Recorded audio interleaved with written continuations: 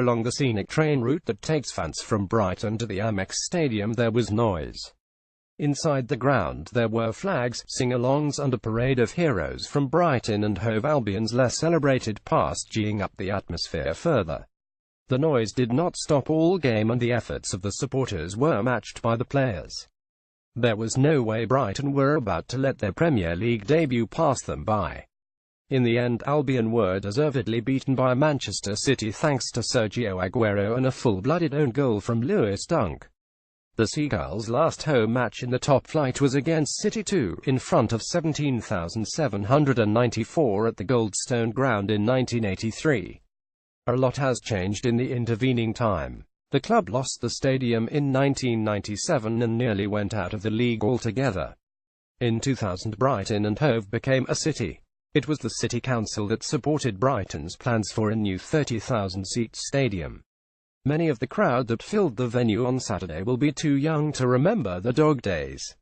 This is a new club for a new city. I suppose you're looking back to the Goldstone Ground and now at the level of support that can get into the stadium today, said Brighton's manager, Chris Hughton, after the match. I think the capacity of Whitsun, where Albion played while the Amex was built, was 6,000, 7,000. The present-day chairman and the work of the people before him has provided the people of the city with this wonderful stadium. We've got to make sure we get the best use from it. Getting the best out of the ground and the crowd will presumably require winning home points. There will be no surprises in how Hughton plans to do that. Any success will be built from strong organisation, limiting chances and maximising opportunities.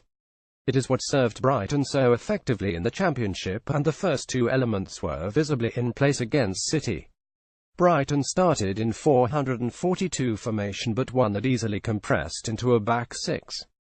City carved out one good chance in the first half and Gabriel Jesus should have buried his header from a grass cross. But it was the only moment in the entire match when the visitors played through Brighton's massed ranks. Wide midfielders Solly March and Jamie Murphy tracked Danilo and Kyle Walker across the pitch and nullified City's width.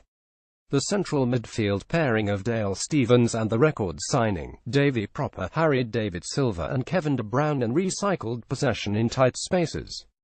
With all that defending, the connection to equally hard-working forwards was strained, however, and even chances to win free kicks were limited. A flurry of deliveries early in the second half might have been turned in by first Shane Duffy and then Pröpper. That, however, was it. When Stephens was caught in possession in the 69th minute by De Bruyne and fed Silva, who found Aguero to open the scoring, it seemed almost inevitable. Despite the resilience one can play without the ball for only so long, Albion mustered 22% possession for the match. If Brighton are to find themselves all hands to the pump more often than not this season, they will have to be exceptionally effective with the possession they have. They were not helped on Saturday by last year's Championship Player of the Year, Anthony Knockaert, being confined to the bench through injury, nor by the fact that the lonely forward Izzy Brown, who starred for Huddersfield last season, was forced to leave the pitch with a hamstring strain after 18 minutes. Hughton hopes to add pace to his forward line before the month is out. He will also likely complete the signing of the winger Jose Izquierdo from Club Brugge this week.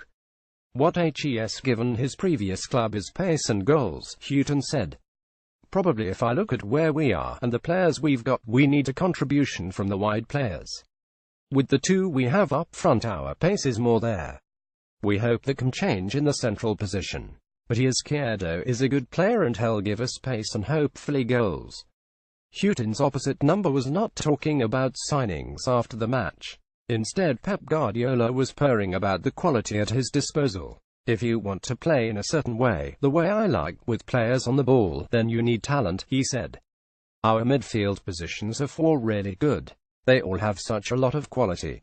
I like players when they have the ball. I love that. And they keep it well. Last season one rotated the team a lot and I will do that again. All of them are going to play. The list of attacking options available to Guardiola is frightening and he chose to start with both Jesus and Aguero in a front two on Saturday. His star performer, however, was one of his team's veterans, a man sporting a new skin-hit haircut and playing in the heart of midfield. Silva has been at City for 7 years and is as streetwise in the ways of the Premier League as anyone at the Etihad. "You know my opinion on David," said Guardiola as he looked forward after what he considered a relegation win. "He's not a new player in the Premier League. He's not afraid. He has courage, especially in the bad moments, to play. I love to see players want to play when the situation is not comfortable. But we depend on everybody, not David alone. The idea is to convince them that is the best way to play and to win games, because that's why we are here, to win games."